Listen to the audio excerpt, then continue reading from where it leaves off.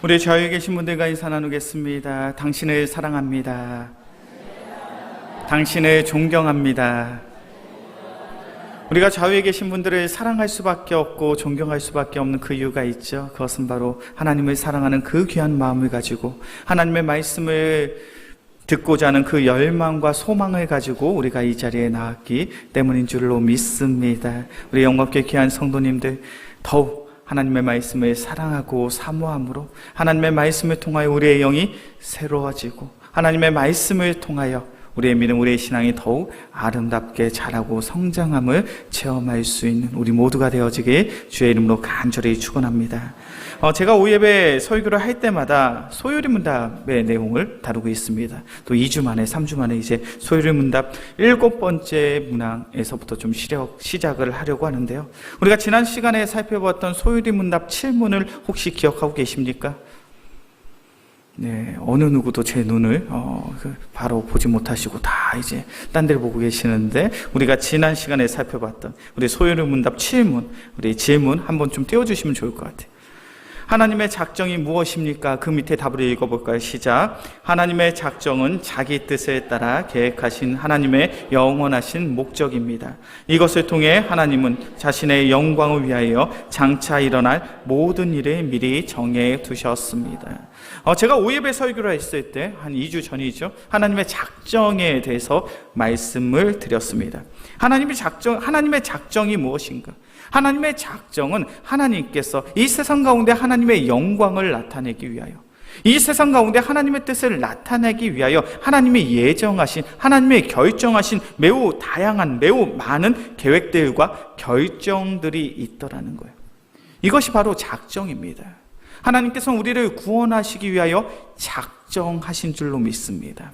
좀 더 쉽게 표현해 볼까요? 하나님은 우리를 구원하시기 위하여 이미 창세전에 우리의 영혼을 택하시고 우리를 구원하실 그 놀라운 계획을 수렴하시고 그 계획을 이루신 줄로 믿습니다. 바로 이것이 하나님의 작정이에요. 우리가 신앙생활을 하는 것은 하나님의 작정 속에 있는 거예요.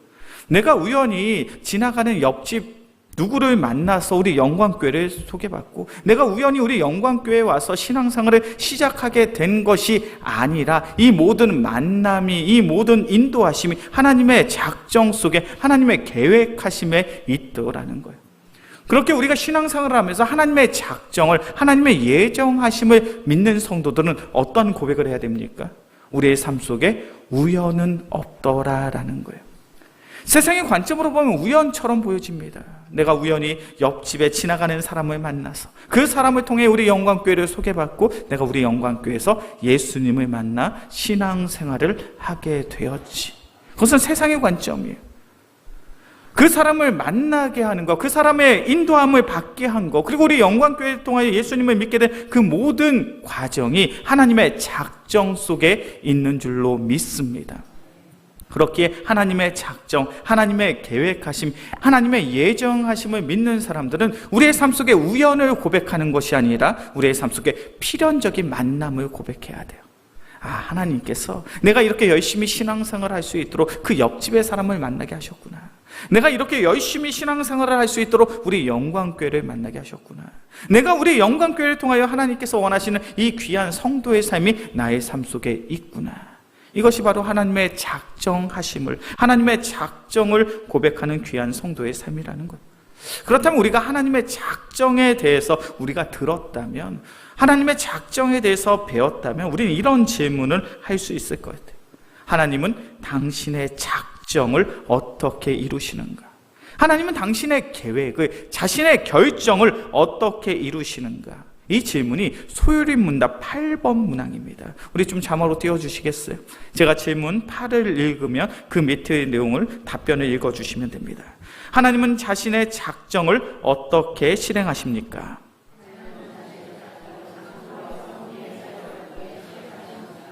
아멘.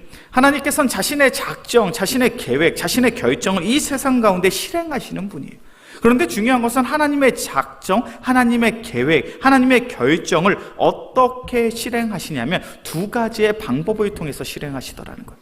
첫 번째는 무엇입니까? 창조를 통해서. 두 번째는 무엇입니까? 바로 섭리를 통해서 하나님은 당신의 작정을 이루시더라는 거예요. 말이 조금 어렵죠?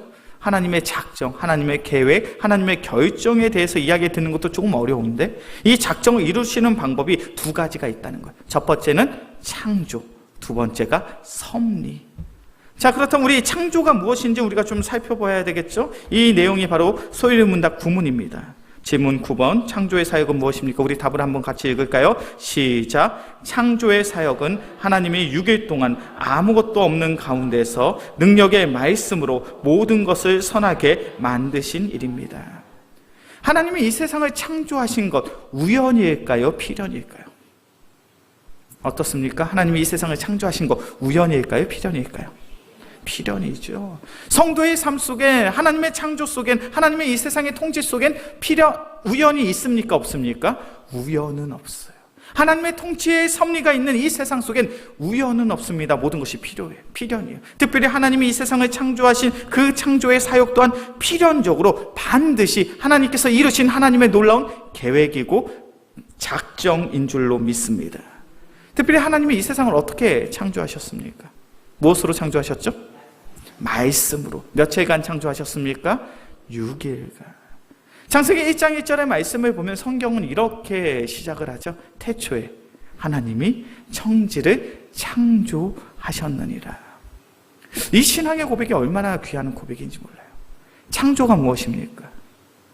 창조는요, 아무것도 없는 상태에서 하나님의 놀라운 피조물이 만들어진 것이 바로 창조인 줄로 믿습니다.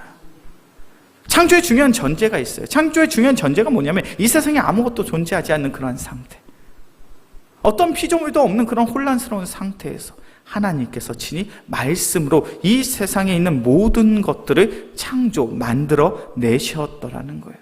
특별히 며칠 동안 만들어 내셨습니까? 6일 동안. 하나님께서 6일 동안 말씀으로 이 세상을 창조하셨다는 건 중요한 신학적인 의미를 가지고 있습니다. 그것은 바로 하나님께서는 이 세상을 우연히 만든 것이 아니라 필연적으로 하나님의 놀라운 계획으로 하나님의 심히 조화롭고 아름다운 창조의 섭리 속에서 이 세상을 만드신 줄로 믿습니다. 이것이 하나님의 창조의 섭리예요. 하나님께서는 첫째 날에 하늘을 창조하셨습니다. 그리고 땅과 물을 창조하셨고 빛을 창조하셨죠. 하나님은 둘째 날에 궁창을 만드셨습니다. 하나님은 셋째 날에 땅과 바다를 창조하셨죠. 넷째 날에는 해와 달과 별을 창조하셨습니다. 다섯째 날에는 바다의 물고기와 하늘에 나는 새를 창조하시고 여섯째 날에는 이 세상에 살아가는 모든 땅에 사는 짐승들 그리고 우리 인간을 창조하신 줄로 믿습니다. 그 내용이 어디에 기록되어 있습니까? 창세기 1장에 기록되어 있죠. 하나님을 아는 자, 하나님을 경외하는 자가 가장 먼저 알아야 될 신앙의 원리가 무엇입니까? 하나님이 이 세상을 창조하셨다라는 거예요. 하나님의 창조는요, 심히 완벽하고 심히 완전한, 심히 조화롭고 심히 아름다운 창조인 줄로 믿습니다. 하나님의 창조의 섭리 속엔 그 어떠한 것도 부족함이 없고 연약함이 없어요. 실수가 없고 잘못이 없으시더라는 거예요. 그렇게 창세기 1장 31절의 말씀을 보면 하나님께서 이 세상의 모든 것을 창조하시고 이렇게 말씀하십니다. 보시기에 심히 좋았더라. 하나님이 창조하신 이 세상은 완벽한 세상이에요. 그 어떠한 흠도 그 어떠한 연약함도 없습니다. 이 세상은 참으로 질서 있고 조화롭고 아름답게 하나님께서 창조하셨어요. 그리고 하나님이 말씀하십니다. 이 세상이 심히 보기 좋았더라. 너무나도 아름답게, 너무나도 조화롭게, 너무나도 질서 있게 이 세상이 창조되었다는 거예요. 어떻습니까? 이러한 믿음의 고백, 신앙의 고백은 저만 하는 고백인가요? 하나님이 창조하신 이 세상이 너무나도 신비롭고 너무나도 아름답고 너무나도 조화롭다라는 생각. 요즘 봄을 맞이해서 어떠한 마음을 누리십니까? 저는 요즘 봄에 나무에서 솟아난 그런 나뭇잎들의 색깔을 볼 때마다 제 마음이 참 기쁘고 행복한 것 같아요. 나뭇잎의 색깔이 딱 보기만 해도 생명이 있는 색깔이잖아요. 연두색이 얼마나 예쁜지 몰라요. 그 나무를 볼 때마다 문득 그런 생각이 듭니다. 저 나무들 불과 얼마 전만 해도 죽은 것처럼 보여졌는데 매선 한파와 추위가 있었을 땐 분명 죽은 것처럼 생명이 없는 것처럼 보여졌는데 이제 따스한 봄날이 되니 생명이 솟아나 저 나무에 생명이 있음을 온 세상의 사람들에게 드러내는구나. 나무에 살아있음을 마주할 때마다, 이 세상에 살아가는 생물들의 모습을 마주할 때마다 하나님의 창조 섭리가 참 신비롭다라는 생각이 들어요. 이것은 이 땅 가운데 살아가는 우리 모두가 누릴 수 있는 하나님이 주신 마음이더라는 거예요. 이 세상의 창조물들을 바라보며 이 세상의 자연의 섭리를 바라보며 우리 인간은 무엇을 고백할 수밖에 없냐면 우리 인간이 뛰어넘는 이 세상을 창조하신 창조의 하나님이 이 세상을 다스리고 통치하고 계시다는 그 귀한 믿음의 고백이 절로 나오더라는 거예요. 우리 말씀을 한번 찾아볼까요? 로마서 1장 20절의 말씀입니다. 우리가 자연의 질서 속에 어떠한 하나님을 고백할 수 있는가? 로마서 1장 20절의 말씀이에요.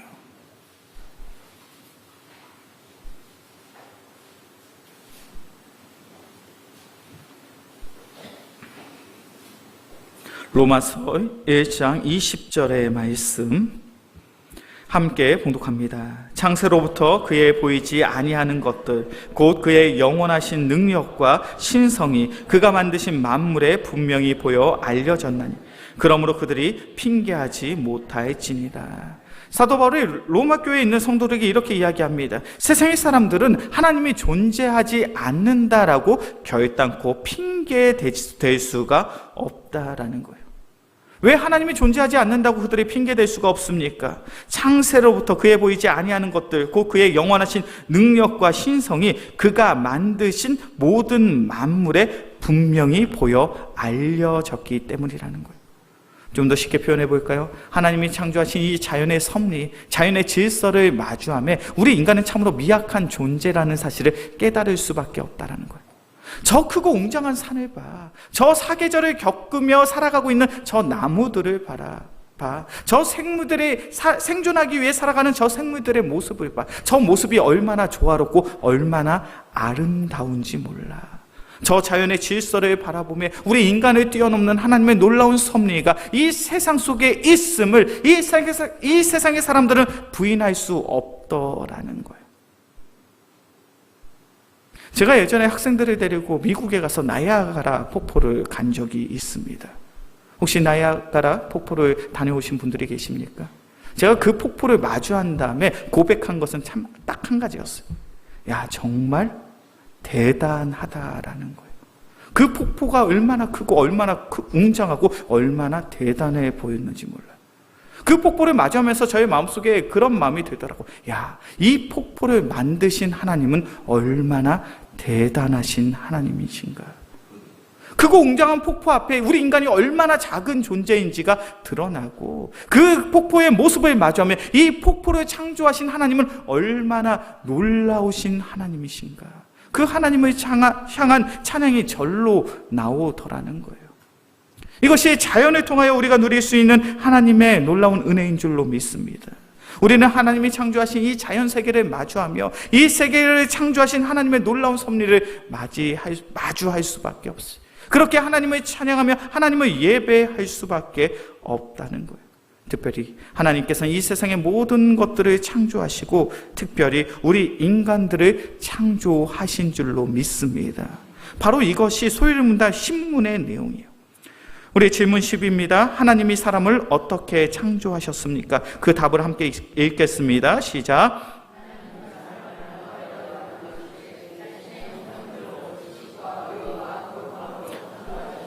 모든 피조물들을 다스리도록 하셨습니다. 아멘. 하나님이 이 세상의 모든 것들을 창조하신 줄로 믿습니다. 하나님이 이 세상에 있는 모든 것들을 창조하셨는데 특별히 하나님의 창조 섭리 속에 어떠한 존재도 있습니까? 사람이 있더라는 거예요. 남자와 여성이 있더라는 거예요. 그런데 중요한 것은 이 남성과 여성은 누구의 형상대로 지은 바 되었다고요? 하나님의 형상대로. 우리 오늘 본문의 말씀이죠. 창세기 1장 26절의 말씀 우리 다시 한번 읽어볼까요? 창세기 1장 26절의 말씀 함께 봉독합니다. 하나님이 이르시되 우리의 형상을 따라 우리의 모양대로 우리가 사람을 만들고 그들로 바다의 물고기와 하늘의 새와 가축과 온 땅과 땅에 기는 모든 것을 다스리게 하자 하시고, 하나님이 이 세상을 살아가는 남자와 여성을 창조하셨습니다. 그런데 우리 이 세상을 살아가는 남성과 여성을 창조하실 때 누구를 따라서 창조하셨다고요? 하나님의 형상을 따라, 하나님의 모양대로 우리를 하나님께서 창조하신 줄로 믿습니다. 우리가 하나님의 형상대로 창조받았다는 것은요, 오해하지 않으셨으면 좋겠어요. 우리의 외형이 하나님을 닮았다라는 이야기가 아닙니다. 우리의 외형이 하나님을 닮았다라는 이야기가 아니라 하나님의 형상대로 창조를 받았다라는 것은 인간의 영혼 속에 하나님의 거룩한 성품이 담겨져 있다라는 거예요. 그렇게 에베소서 4장 24절의 말씀을 보면 우리의 모습을 이렇게 설명하고 있습니다. 우리 말씀을 찾아볼까요? 에베소서 4장 24절의 말씀이요, 하나님의 형상대로 지음받았다라는 것이 어떠한 의미를 가지고 있는가? 에베소서 4장 24절의 말씀,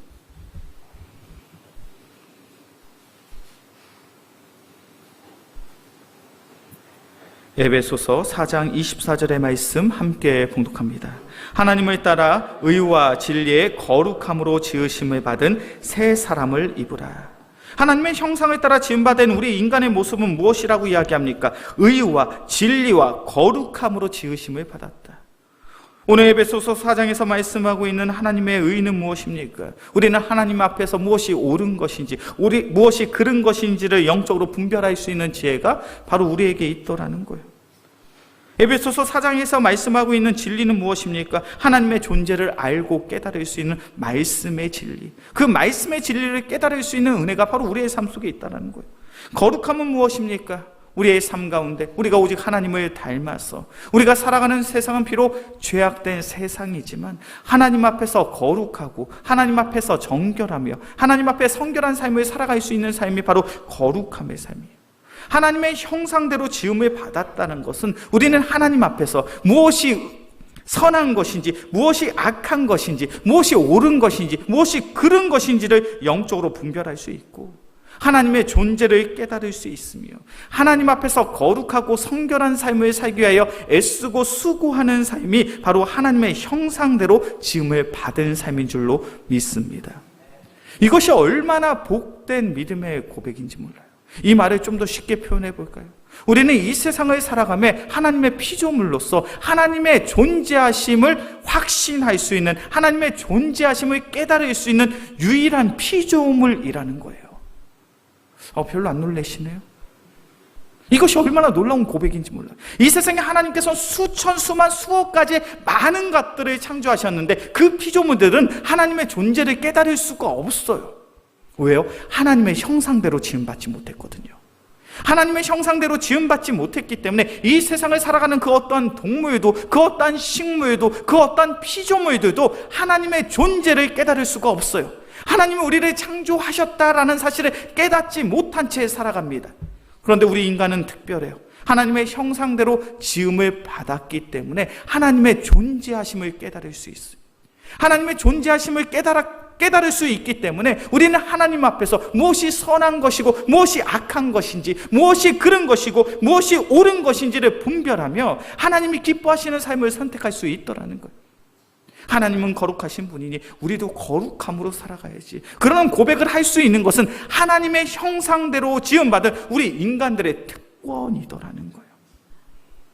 우리 영광교회 귀한 성도님들, 우리 인간은 하나님의 형상대로 지음을 받은 존재인 줄로 믿습니다.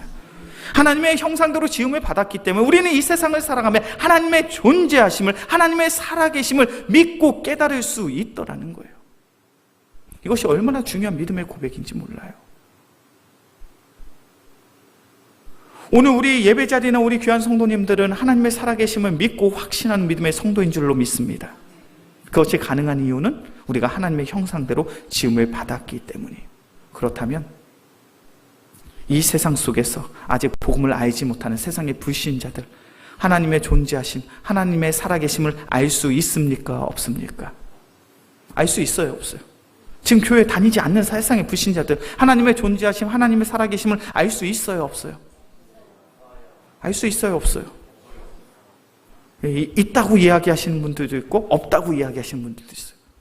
이 세상의 불신자들, 교회 다니지 않는 세상의 사람들, 하나님의 존재하심을 알 수 있어요.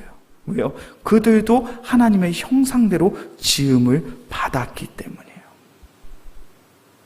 우리만 하나님의 형상대로 지음을 받은 것이 아니라 세상의 불신자들, 평생 살아가면서 교회 한번 가본 적이 없는 그들도 하나님의 형상대로 지음을 받았기 때문에 예수 믿고 구원 받을 수 있어요. 그러니까 우리는 어떻게 해야 됩니까? 그 세상의 불신자들에게 이 세상을 창조하신 하나님을 알려야 돼요. 이 세상을 창조하신 하나님을 증거하고 전파해야 돼요. 왜요? 그때 그들이 이 세상을 창조하신 하나님의 창조의 섭리를 받아들이고 예수 믿고 구원 받을 수 있으니까. 이것이 얼마나 중요한 신앙의 원리인지 몰라요. 이것이 얼마나 중요한 신앙의 고백인지 모릅니다. 제가 청년들과 함께 성경 공부를 하고 있는 그 교재를 살펴보니까요, 그 교재 속에 윌리엄 캐리라는 선교사님에 대한 이야기가 등장을 합니다. 이 윌리엄 캐리라는 선교사님이 얼마나 대단한 선교사님이냐면 바로 그의 별명이 현대 선교의 아버지. 다른 민족, 세계 열방을 향하여 나아가서 그들을 복음화하는 그런 선교 사역에 중요한 역할을 한 사람이 윌리엄 캐리 선교사입니다. 그렇게 그의 별명이 현대 선교의 아버지예요.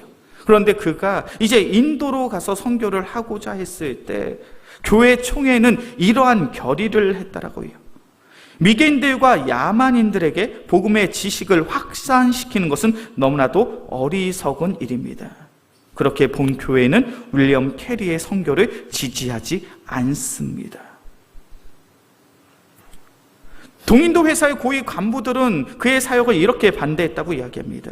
동인도 식민 지역에 선교사를 파견하는 것은 공상에 빠진 광신자들이 생각해낸 가장 터무니없고 비용도 너무 많이 들어가는 옹호의 여지가 전혀 없는 계획입니다. 1796년이요. 윌리엄 캐리 선교사가 하나님의 부름을 받아서 인도 땅에 가서 복음을 전하려고 하니 교회가 반대하고 있는 거예요. 총회가 반대하고 있는 거예요. 동인도 회사의 간부들이 반대하고 있는 거예요. 그들이 반대한 이유가 무엇입니까? 그들은 너무 무지한 사람들, 무식한 사람들, 미개한 사람들. 예수 그리스도의 복음은 그렇게 무지한 사람들에게, 무식한 사람들에게, 미개한 사람들에게 전해질 그런 진리가 아니라는 거예요. 그들에겐 예수님의 복음이 필요가 없다는 거예요. 그들에겐 예수님의 복음이 필요가 없고 그들은 예수님의 복음을 받아들일 수도 없는 존재라는 거예요. 왜요? 그들은 너무나도 무식한 사람들, 무지한 사람들, 미개한 존재이기 때문에. 윌리엄 캐리의 선교를 반대한 그들의 잘못된 고백이, 잘못된 신앙이 무엇입니까? 그들은 인도에 있는 그 사람들조차 하나님의 형상대로 지음받아랐던 그 귀한 고백이 그들의 삶 속에 없는 거예요. 하나님의 형상으로 지음받은 우리 인간은 하나님의 존재하심을, 하나님의 살아계심을 깨달을 수 있는 영적인 존재인 줄로 믿습니다. 그렇기 때문에 그 사람들이 아무리 무지하고 아무리 무식하고 아무리 미개한 삶을 살아간다 할지라도 그들조차 하나님의 형상대로 지음을 받았기 때문에 우리가 그리스도의 복음을 증거하며 그 사역의 현장 가운데 놀라운 복음의 역사가 나타날 줄로 믿습니다. 그 놀라운 사역의 결과가 어디입니까? 바로 이 나라 이 민족이에요. 언더우드 선교사가 조선 땅에 복음을 전하려고 했을 때 언더우드 선교사의 그 선교의 사역을 교회가 반대하고 선교회가 반대를 했습니다. 사랑하는 그의 약혼녀조차 언더우드 선교사의 그 사역을 지지해 줄 수가 없었어요. 왜요? 그때 당시에 1894년도에 이 조선 땅은 너무나도 미개한 나라, 너무나도 무지한 사람들, 무식한 사람들이 가득한 세상이었기 때문에 그래요. 그럼에도 불구하고 언더우드 선교사는 그리스도의 복음에 반응하여 부르심에 순종하며 이 조선 땅에 나아가 그리스도의 복음을 증거합니다.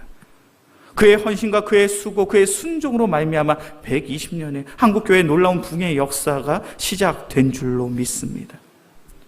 언더우드 선교사님이나 윌리엄 캐리 선교사님이나 그들이 가지고 있는 믿음의 확신이 무엇입니까? 우리 인간은 하나님의 형상대로 지음을 받았어. 하나님의 형상대로 지음을 받은 우리는 복음에 반응할 수 있는, 복음에 반응하여 하나님을 믿을 수 있는 존재야. 그 확신이, 그 믿음이 그 귀한 선교사님들의 삶 속에 있더라는 거예요. 우리 영광교회 귀한 성도님들, 우리의 마음속에도 동일한 확신이, 동일한 믿음이 있어야 될 줄로 믿습니다. 우리 영광교회가 매월 마지막 주는 선교 헌신 예배로 우리가 함께 예배를 드리고 있죠. 매월 마지막 주에 우리가 선교 헌신 예배를 드리는 이유가 무엇입니까?